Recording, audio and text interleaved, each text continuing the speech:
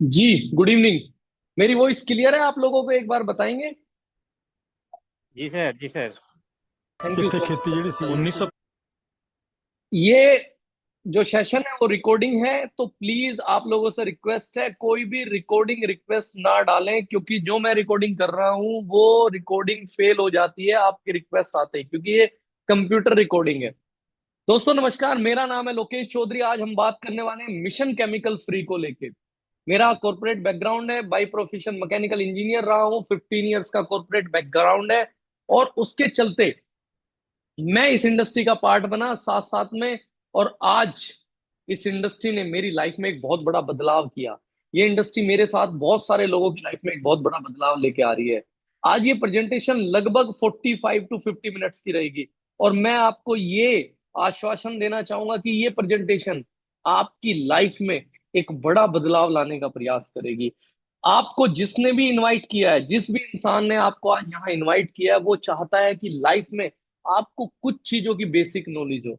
कुछ चीजों की बेसिक नॉलेज होनी इसलिए जरूरी है कि हम अपनी पूरी लाइफ निकाल देते हैं, हमें कुछ बेसिक चीजें नहीं पता होती, या हम उनको इग्नोर करते रहते हैं। रीजन क्योंकि हमने कभी उन चीजों को सीरियस नहीं सुना होगा।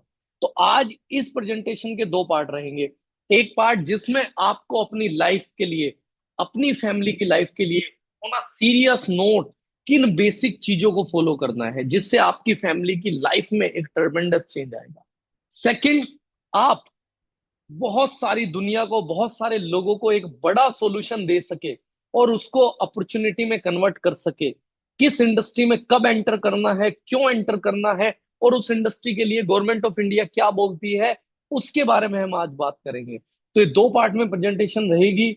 जिसने भी आपको इनवाइट किया है, इस प्रेजेंटेशन को शुरू होते ही मन में उस इंसान को थैंक्स बोल लेना, क्योंकि वो इंसान आपकी फैमिली की और आपकी भलाई चाहता है। तो मिशन केमिकल फ्री क्या है? क्यों आपने अक्सर सुना होगा यार, सदगुरु सेव सोइल मूवमेंट की बात कर रहे हैं। क्यों कर रहे हैं सदगुरु सेव सोइल मूवमेंट की? क्या ऐसी जरूरत आ पड़ी कि हमें धरती को बचाने की जरूरत होने लगी? नेचर को हमने कभी पहले तो सोचा नहीं बचाने की, आज ऐसा क्या हुआ कि अचानक से हमें नेचर को बचाने का ख्याल आया? आज तक नेचर हमें सब कुछ देता आ रहा था, फिर एक सडन एक ऐसा युग आ गया कि हमें नेचर को बचाने की जरूरत पड़ी। ऐसा क्या हुआ भाई? तो आइए देख लेते हैं ऐसा क्या हुआ। क्योंकि हमें अपनी लाइफ को सरवाइव करने के लिए फ्रेश एयर चाहिए थी, प्योर वाटर चाहिए था, हेल्दी फूड चाहिए था।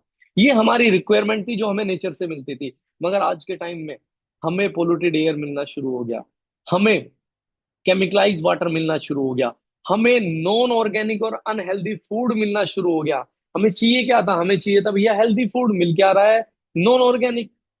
चाहिए क्या था? हेल्दी मिल रहा है वो नॉन ऑर्गेनिक। पता है कि ऑर्गेनिक खाना चाहिए, मगर फिर भी नॉन ऑर्गेनिक खा रहे हैं। ये चैलेंज हमारे सामने आके खड़े हो गए, जिन चैलेंज को हम जाने अनजाने अपनी लाइफ का हिस्सा बना चुके हैं। अब इन चैलेंज से कैसे बचना है, कैसे आपको सीरियस होना है इन चैलेंज को लेके, आपको पता होना चाहिए आखिर ये चैलेंज आ कहाँ से रहे हैं। भैया फ्रेश एयर है, मैं तो पोल्यूशन फैला ही नहीं रहा हूँ, मेरे पास तो गाड़ी ही नहीं है, मेरे पास तो बाइक भी नहीं है, मैं तो पैदल चलता हूँ, तो मैं तो पोल्यूशन नहीं फैला रहा हूँ। पोल्यूशन टोटल इंडस्ट्री से आ रहा है। मैं तो प्योर वाटर पी रहा हूँ भाई साहब, मैं तो गाँव में रहता हूँ, अच्छा पानी पीता हूँ, मैं तो हेल्दी फूड खाता हूँ, मेरे घर में जो मसाले आते हैं वो सर्टिफाइड ऑर्गेनिक आते हैं। आपको क्या ऐसा लग रहा है? तो फॉल्ट किसका है फिर? 10 से 15% इन सब के पीछे कारण है इंडस्ट्रियल रेवोल्यूशन का। मगर 85% कारण इसका हम है। अगर आज ये पोल्यूटेड और केमिकल वाटर और नॉन ऑर्गेनिक फूड हमारे घर में एंट्री कर गया है, तो उसका कारण हम खुद हैं। जी हाँ। बड़ी शॉकिंग लगेगी सुनने में, क्योंकि हमें डाइजेस्ट नहीं होगी कि यार उसका कारण हम हैं। हम क्यों कारण है? हम तो कुछ ऐसा करते ही नहीं।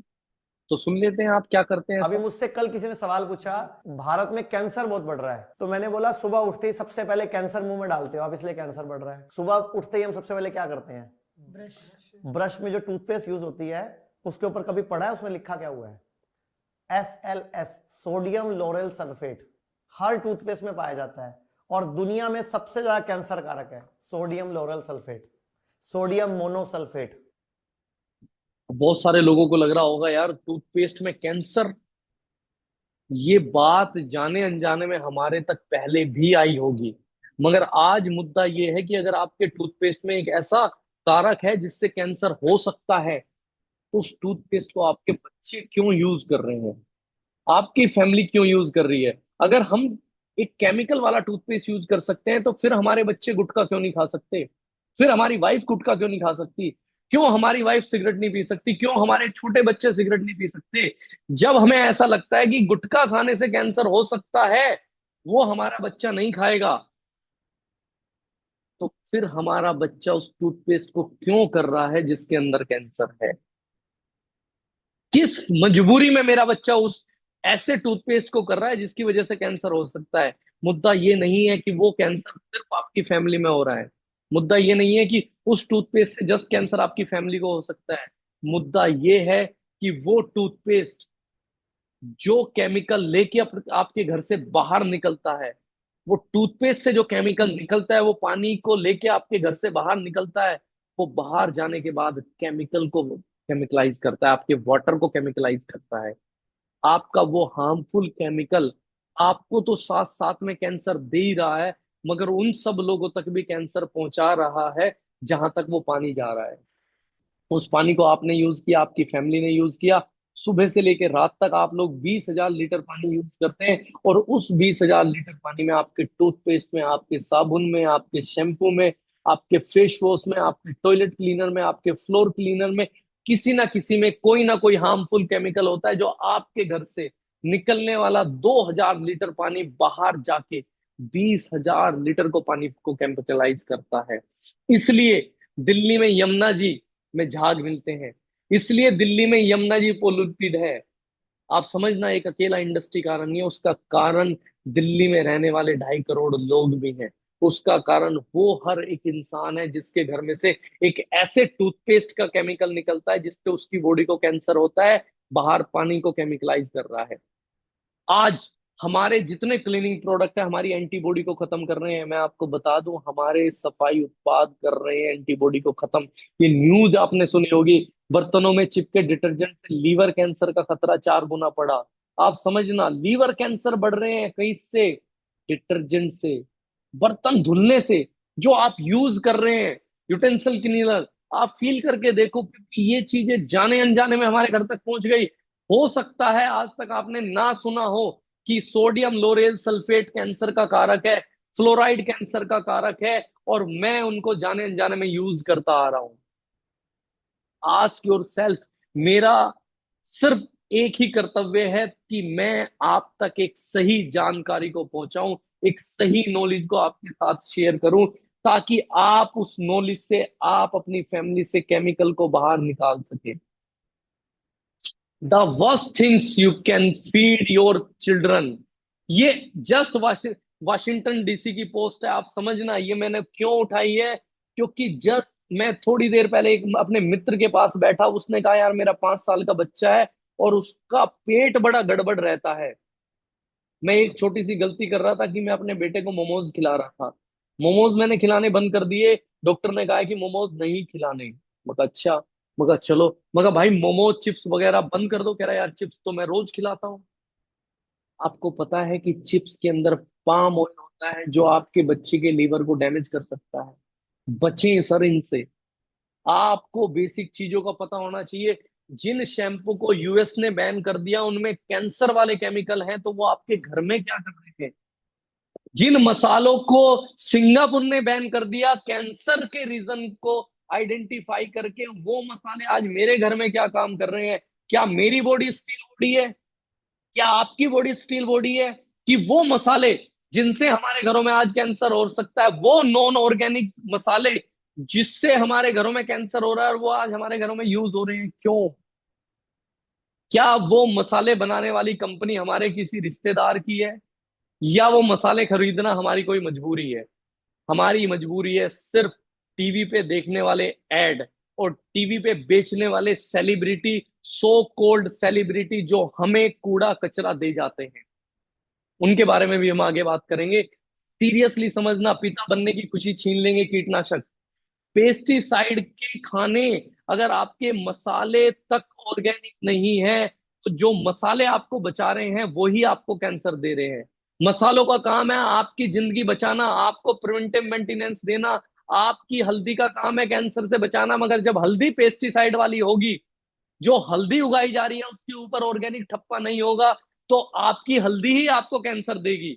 अब वो बेचारी हल्दी क्या करेगी जब उसमें खुद में कैंसर वाला केमिकल है।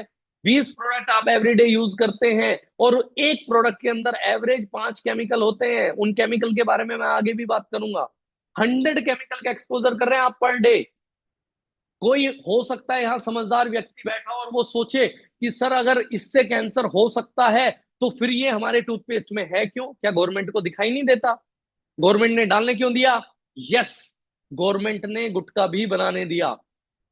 गवर्नमेंट इंडस्ट्री पे रोक नहीं लगा सकती। गवर्नमेंट का कारक कारण है, गवर्नमेंट सिर्फ मानक अधिकार रखती है कि कितने मापदंड के अधिकार से आपके प्रोडक्ट में केमिकल होना चाहिए। उसने आपके टूथपेस्ट में केमिकल तो एंटर कराया है, मगर साथ में उसकी क्वांटिटी भी डिफाइन की है कि इससे ज्यादा केमिकल नहीं होना चाहिए। मगर एक प्रोडक्ट का जो आपकी बॉडी डिटॉक्सिफाई कर सकती है, या आपकी बॉडी आपकी लाइफ टाइम में एक केमिकल को पूरी लाइफ में झेल सकती है, सिर्फ उसी केमिकल की बात हुई थी।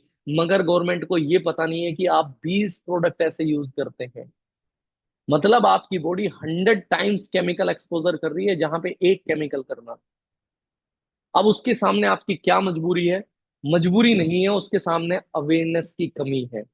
क्योंकि आज जिसकी वजह से आप प्रोडक्ट लेके आते हो उनको कोई फर्क नहीं पड़ता यार, उसको कोई फर्क नहीं पड़ता। उस हीरोइन को कोई फर्क नहीं पड़ता कि आप कौन सी साबुन यूज करते हैं। उस हीरोइन को कोई फर्क नहीं पड़ता कि आप कौन सा शैम्पू यूज करते हैं। उस शैम्पू से आपको कैंसर होता है, कोई फर्क नहीं पड़ता। उन हीरो को कोई फर्क नहीं पड़ता जो गुटखे बेचते हैं। अगर फर्क पड़ता है तो उन इंसानों को पड़ता है जो इंसान आपके नियर एंड डियर है। उनको कोई फर्क नहीं पड़ता, क्योंकि वो ना आपको जानते ना उनको कोई फर्क पड़ता। मगर उन केमिकल से हो क्या रहा है? आज 10 में से 6 एडल्ट क्रोनिक डिसीज के बीमार है।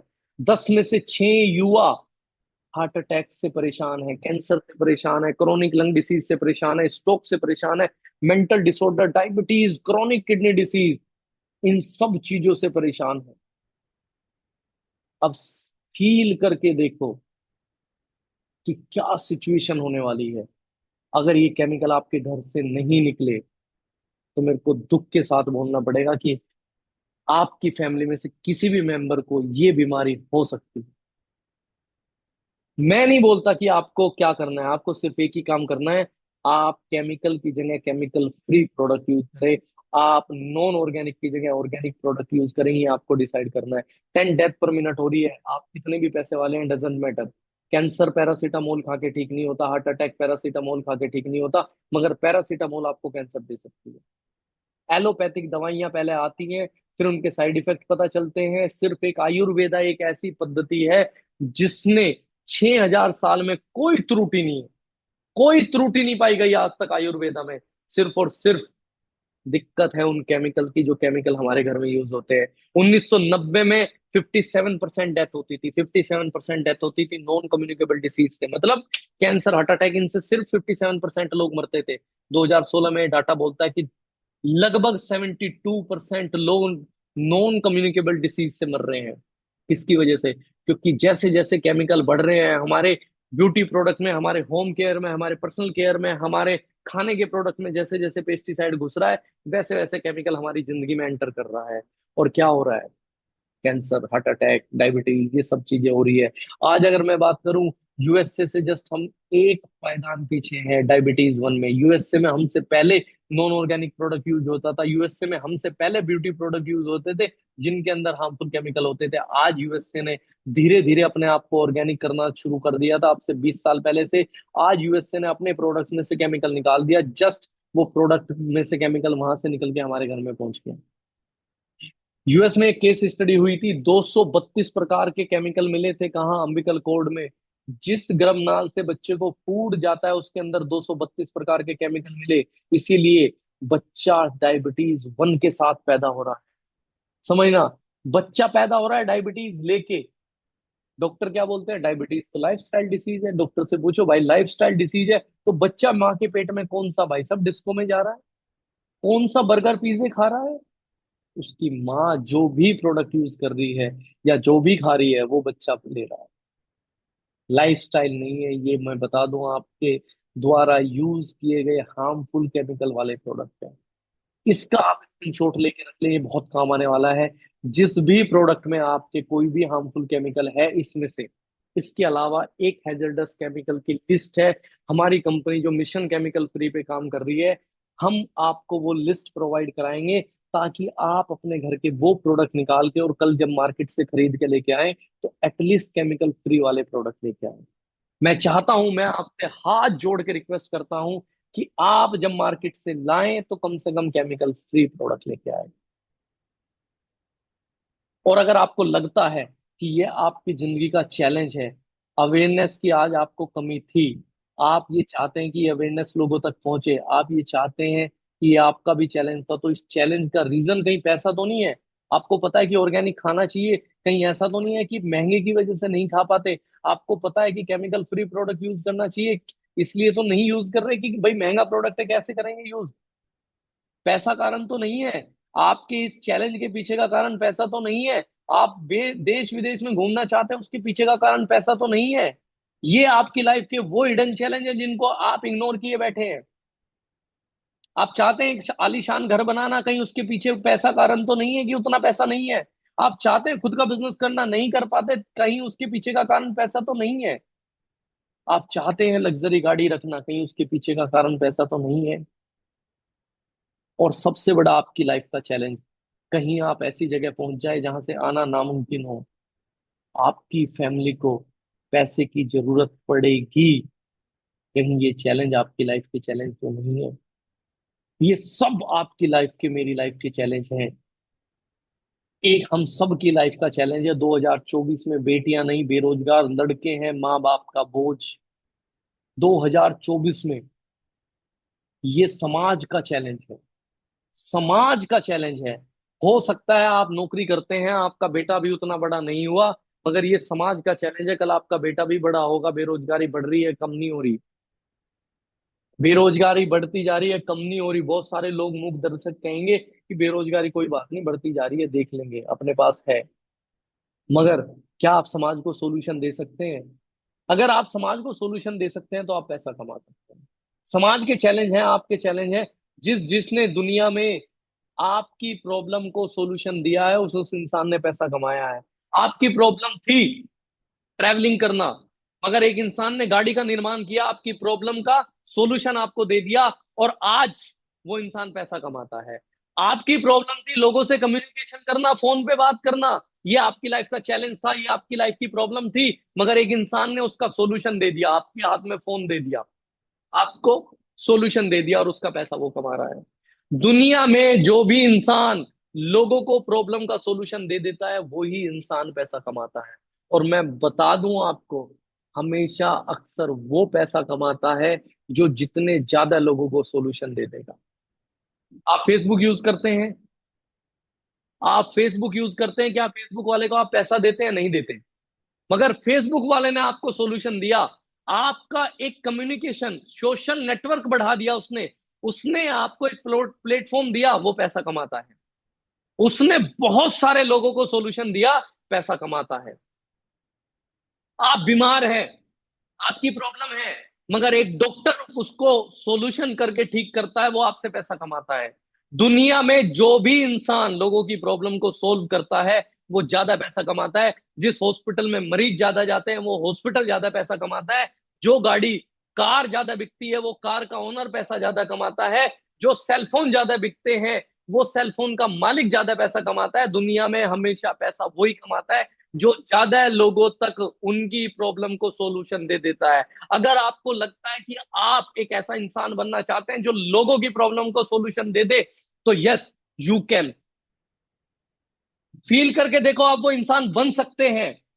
बी सीरियस मेरे साथ, अगले 20 मिनट बने रहे, आप उस इंसान में से एक इंसान होंगे। अगर आप सीरियसली इन चीजों को अंडरस्टैंड कर गए तो आप वो इंसान होंगे। अगर आपने लोगों की प्रॉब्लम को समझ लिया, आप लोगों की बेरोजगारी को समझ गए, लोगों की प्रॉब्लम को समझ गए, लोगों के घरों में यूज होने वाले केमिकल को समझ गए, तो आप लोगों को सॉल्यूशन दे सकते हैं। उसके साथ साथ आपकी खुद की कुछ प्रॉब्लम हो सकती है, आप पार्ट टाइम इनकम कमाना चाहते हैं, मगर आपके पास ऑप्शन ना हो, आपको फाइनेंशियल सिक्योरिटी चाहिए, आपके पास ऑप्शन ना हो, आपको टाइम फ्रीडम चाहिए लाइफ में, टाइम फ्रीडम आपके पास ना हो, आपको नेम फेम चाहिए नहीं हो, ये आपकी प्रॉब्लम है। अगर आप इन प्रॉब्लम के लिए सीरियस हैं तो we have opportunity to solve your problem, but you have to serious about it. या तो आप उन इंसानों में से बन जाएं कि प्रॉब्लम है चलती रहेगी, या आप उन इंसानों में से बन जाएं कि यार क्या ऐसा कुछ हो सकता है, यस ऐसा कुछ हो सकता है, अंडरस्टैंड करते हैं कैसे कुछ हो सकता है, समझते हैं पैसा कैसे कमाया जा सकता है जिससे आपकी प्रॉब्लम दूर हो सकती है, समझते हैं सिद्धांत को जिससे पैसा कमाया जा सकता है। आखिर ये सिद्धांत है क्या? ईएसबीआई दुनिया की इकोनॉमी कैसे चलती है, दुनिया में लोग पैसा कैसे कमाते हैं, इससे समझते हैं। बहुत सारे लोगों ने सुना होगा दुनिया में 4 कैटेगरी होती है। डिटेल में बात करते हैं, employ, self employ, businessman, investor. Employ एक लेबर से लेकर डीएम तक का इंसान, प्राइवेट से लेकर सरकारी तक का इंसान, हर कोई इंसान जो नौकरी करता है इसी कैटेगरी में आता है। सेल्फ एम्प्लॉय दुकान करने से लेकर एक छोटे से बिजनेस तक चलाने वाला इंसान इसी कैटेगरी में आता है। बिजनेसमैन जो सिस्टम के थ्रू पैसा कमाते हैं, जिन जो लोगों से पैसा कमाते हैं वो होते हैं बिजनेसमैन। इन्वेस्टर जो पैसे से पैसा कमाते हैं। दुनिया में 95% लोग कौन है? एम्प्लॉय और सेल्फ एम्प्लॉय। बिजनेसमैन इन्वेस्टर कितने हैं?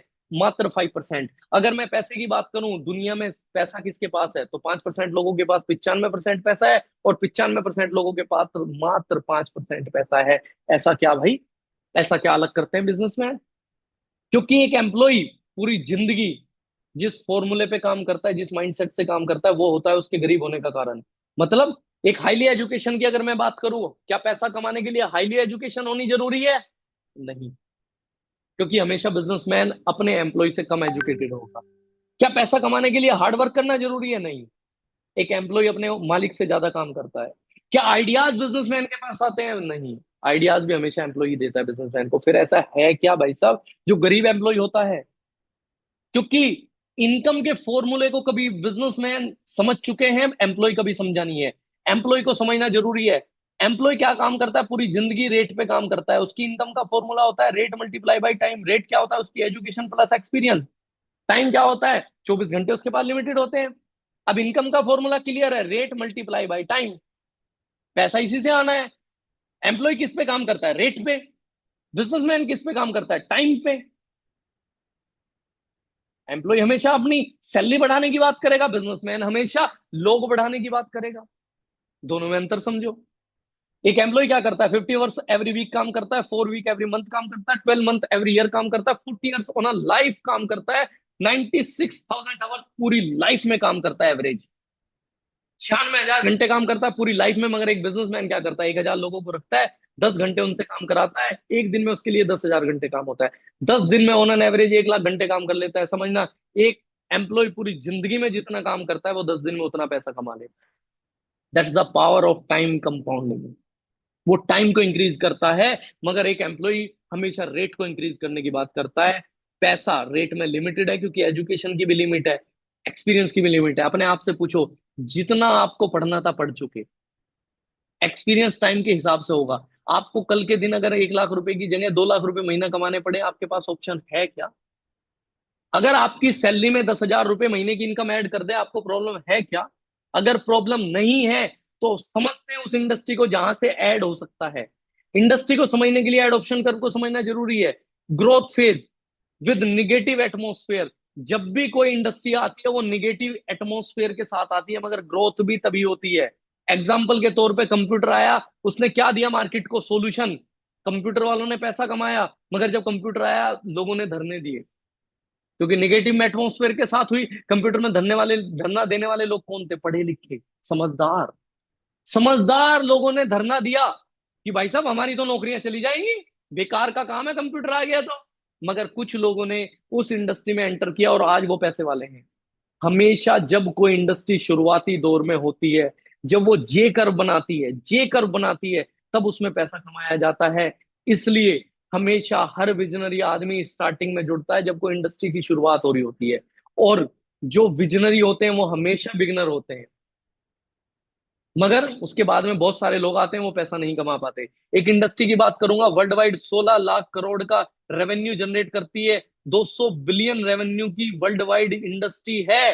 इंडिया में 1996 में आई, सन 2013 में पहली बार उसका सर्वे कराया गया, पता चला 7200 करोड़ की इंडस्ट्री है, 7200 करोड़ की, जिस इंडस्ट्री का ना कोई बेस था ना कोई जानता था तो भी निगेटिव एटमोस्फेयर के साथ निगेटिव बातें करते थे लोग, फिर भी 7200 करोड़ की हो गई।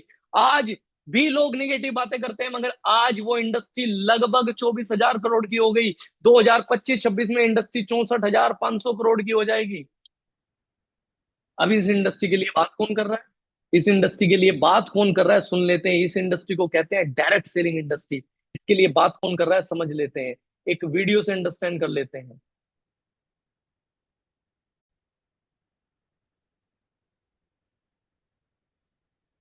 The first minister to be here. बस मेरे को एक बार All I बताएंगे, want to say voice clear है? is our government is very keen when we have set the benchmark of $5 trillion economy to be by 2024-25. The role of every industry is important, and I am pleased to be here on your annual survey for the 2018-19 for the direct selling industry to be released today. I understand that the direct selling has been growing at a steady pace, and the industry is providing an opportunity to millions of Indians who wish to embark on their entrepreneurial journey. आप समझना ये क्या कर रही The है, direct ध्यान selling से industry समझना। contributes to India's growth and also creates jobs across the nation. It is commendable that this industry engages around 6 million people involved as either distributors or direct sellers, and I've been told that this number could grow to 20 million by 2024, by 2025. The fact that around 25% of the direct sellers are from the age group of 18 to 45 years is a testament that this industry has been given self-employment opportunity to our young generation. While in one of the slides which showcase the number of women being involved in this industry, if I look at the stage, here is 25% representation on the dais. But whereas actually if you look at the direct selling industry, the woman has outnumbered the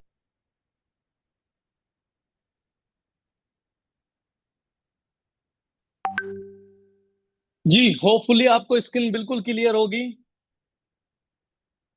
दोस्तों, अनुराग ठाकुर जी क्या बात कर रहे हैं। जब ये finance minister थे तब इन्होंने ये बात बोली थी कि डायरेक्ट सेलिंग इंडस्ट्री बहुत सारे लोगों को बेरोजगार दे रही है। लास्ट ईयर इन्होंने बोला था। उसके बाद में फिलहाल मार्च में एक बहुत बड़ी समिट हुई, 25,000 महिलाओं को सम्मानित किया गया स्मृति ईरानी और पीयूष गोयल द्वारा। Government of India serious about direct selling, मगर कुछ लोग आज भी इसे मेंबर बनाने का काम कहते हैं। कुछ लोग आज भी इसको मेंबर बनाने का काम कहते हैं, कुछ आज भी इसको चैन बनाने का काम कहते हैं। गवर्नमेंट ऑफ इंडिया जिसके लिए सीरियस है। समझना, हम लोग हो सकता है बहुत समझदार हो, हम लोग हो सकता है बहुत कुछ जानते हो, मगर क्या आप ये जानते हैं कि गवर्नमेंट ऑफ इंडिया कितना बढ़ाना चाहती है इस इंडस्ट्री को? अगर आप जानते हैं और आज के बाद कोई आपसे बोलेगा कि भाई डायरेक्ट सेलिंग इंडस्ट्री मेंबर बनाने का काम, चैन बनाने का काम कोई नॉर्मल काम है, तो आप समझ लेना कि वो आदमी सिर्फ और सिर्फ इंफॉर्मेशन रखता है, नॉलेज नहीं रखता। अगर कोई इंसान आपको बोलता है कि मेंबर बनाने का काम है, फालतू का काम है, उसको बोलना भाई तू क्या है। उसे क्वेश्चन पूछना यार आज के बाद कि आप क्या हो, आपने अपनी लाइफ में कितने झंडे उखाड़े हैं, क्या आपने अनुराग ठाकुर से ज्यादा झंडे उखाड़े हैं? अगर वो कहेगा कि मैं अनुराग ठाकुर से ज्यादा जानता हूं, तो वो इंसान सिर्फ और सिर्फ वो इंसान है जो विराट कोहली को सिखा रहा होता है कि विराट कोहली ने आज ना मैच में बहुत बड़ी गलती कर दी, इसको ये शॉट ऐसे खेलना ही नहीं था। आज के टाइम पे नुक्कड़ पे चाय पीने वाला, उधार बीड़ी मांग के पीने वाला इंसान डायरेक्ट सेलिंग को बोलता है कि ये फालतू का काम है, जिसके बारे में देश के प्रधानमंत्री बात करते हैं, जिसके बारे में फाइनेंस मिनिस्टर बात करते हैं, जिसमें वर्ल्ड के टॉप लीडर्स बात करते हैं, जिस इंडस्ट्री के लिए दुनिया की सबसे पावरफुल कंट्री आज सबसे बड़ा हब है जिसका, वो है डायरेक्ट सेलिंग इंडस्ट्री। क्या बोल रहे हैं Narendra Modi ji? Unemployment India biggest concern, direct selling as rescue. हो सकता है बहुत सारे लोगों को डायरेक्ट सेलिंग इंडस्ट्री ऐसे ही लग रही होगी। वो लोग उसी मानसिकता के लोग हैं जो धोनी को ये बताते हैं कि इसने आज बहुत बड़ी गलती कर दी, विराट कोहली को इस पोजीशन पे नहीं खिलाना था, आज धोनी ने बहुत बड़ी गलती कर दी, इस बॉलर को इस टाइम नहीं भेजना था, इस टाइम तो स्लोअर भेजना था। आपको ऐसे कुछ नमूने मिलेंगे मैच खेलते हुए जो बता रहे होंगे किसको, धोनी को, जो बता रहे होंगे किसको, विराट कोहली को। ये वही नमूने हैं जो बता रहे होंगे डायरेक्ट सेलिंग कंपनी, अरे कुछ नहीं है। Try to understand, this is the industry called future industry, future revolution, जो सबसे ज्यादा जॉब क्रिएट करेगा।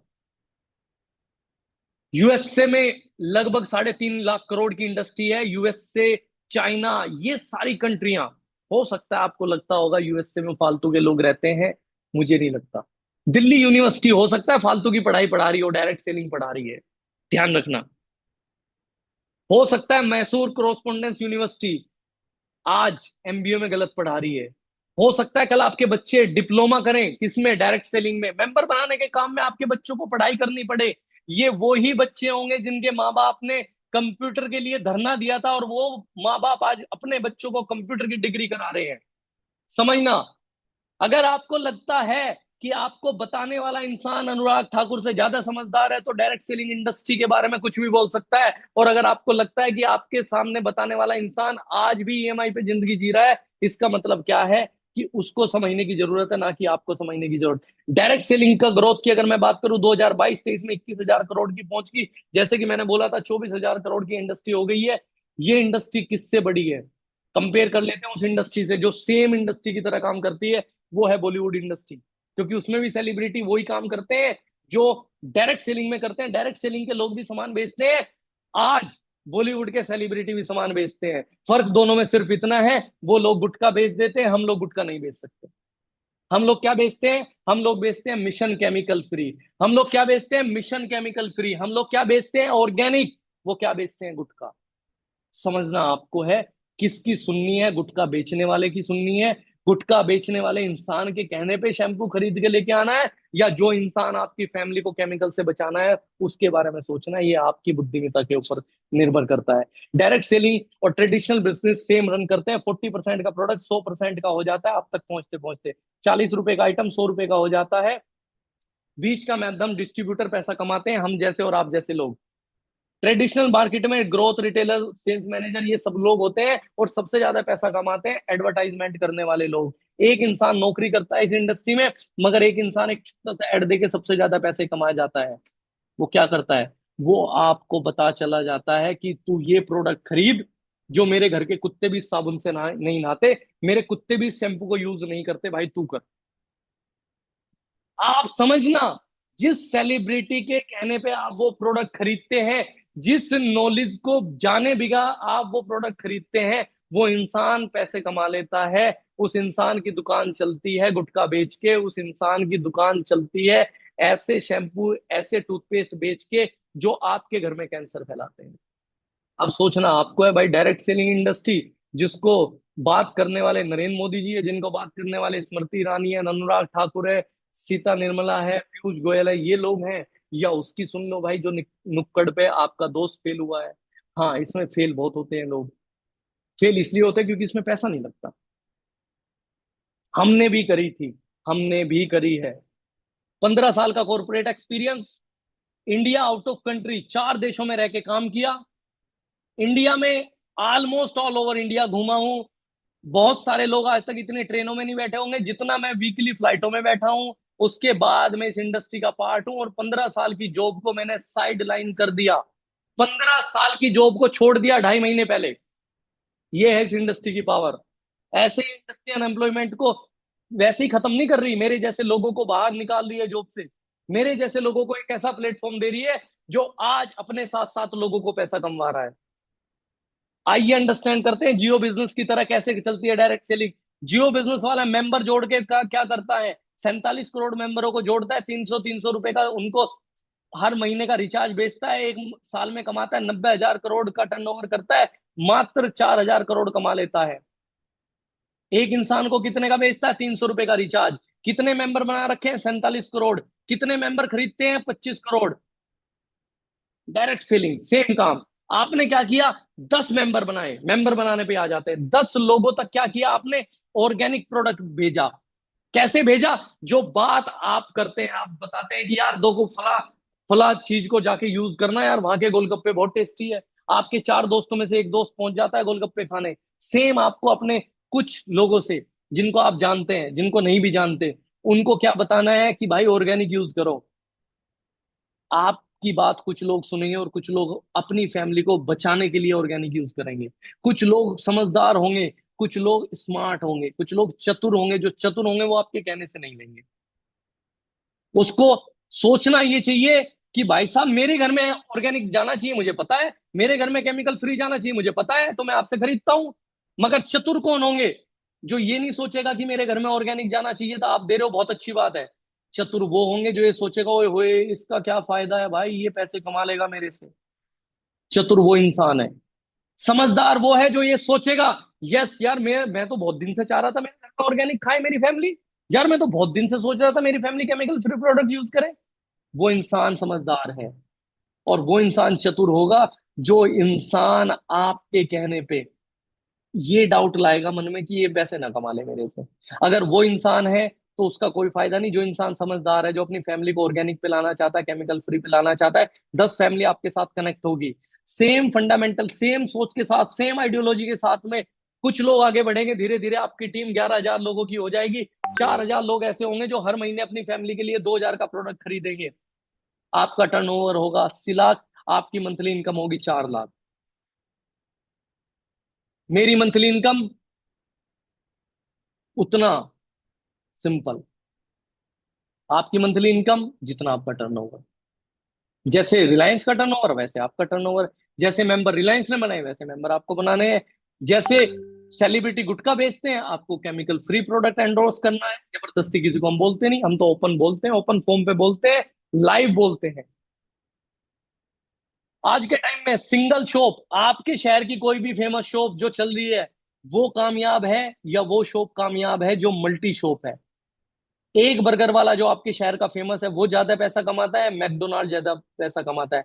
मतलब मल्टी ब्रांड शोरूम ज्यादा चलता है या सिंगल ब्रांड शोरूम ज्यादा चलता है? मल्टी लेवल पार्किंग ज्यादा चलती है या सिंगल लेवल पार्किंग ज्यादा चलती है? तो मल्टी लेवल मार्केटिंग ज्यादा चलेगी या सिंगल लेवल मार्केटिंग ज्यादा चलेगी, समझना आपको है।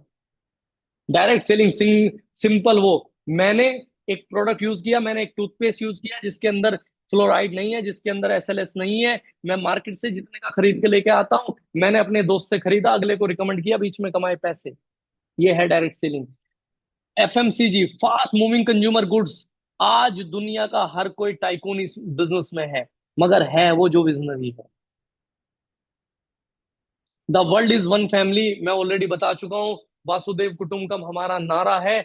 हमारी कंपनी का नाम है दार्जुविनाइन। दार्जुविनाइन नाम कहां से आया समझते ये हैं? नाम कैसे पड़ा दार्जुविनाइन? क्या कहानी है इस नाम के पीछे? दार्जुविनाइन नाम के पीछे एक कहानी है सिर्फ। It is mix up of 2 words, the रेजुविनाइन। When in 2018 we were planning to come up with the direct selling company, मेरे दिमाग में कुछ प्रॉब्लम्स था जिन पे सॉल्यूशन था। कंज्यूमर साइड पे मेरे को बहुत बड़ा गैप दिख रहा था एक अच्छे प्रोडक्ट्स का, तो मुझे लग रहा था वहां हमें एड्रेस करने की जरूरत है। थोड़ा मैं आयुर्वेद पढ़ता था तो मुझे एक चीज उसमें मिली कि आयुर्वेद बोलता है कि जो आदमी ट्रीटेबल नहीं है वो भी क्योरेबल है, बट उसके लिए एक प्रोसेस होती है जिसको आयुर्वेद बड़ा अच्छा डिफाइन करता है, कायाकल्प। इंग्लिश में हम उसको बोलते हैं रिजुविनेशन। तो उसमें वो बोलता है कि do not treat any disease as an individual identity. उस व्यक्ति को ओवरऑल बीमार कंसीडर कर लीजिए और कायाकल्प करिए, यानी the complete system of changing the whole body. Fooding system change करेंगे, मसाज बच्चों की तरह होगी। देन वी फाउंड कि ये नाम ठीक रहेगा। तो मुझे लगा कि ये सब कुछ बहुत जीरो से स्टार्ट करना होगा। तो मैंने उसको कहा कि let's begin with that concept and एक नया सिस्टम बनाते हैं, द प्रोसेस ऑफ रिजुविनेशन। तो उस पे हमने काम किया। That is why we brought this name in existence. दार्जुविनाइन का टूर करा देता हूं। दिल्ली में हमारा हेड ऑफिस है, आपको